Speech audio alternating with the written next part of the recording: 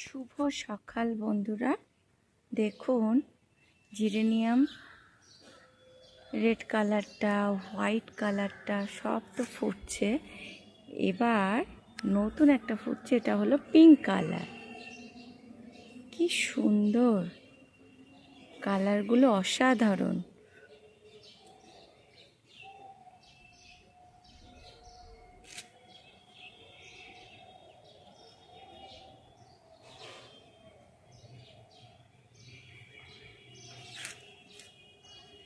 লেবু গাছে তো ফুল প্রচুর এসছিল, এখনো পর্যন্ত এইগুলো লেবু আছে। জানি না কতটা কি থাকবে।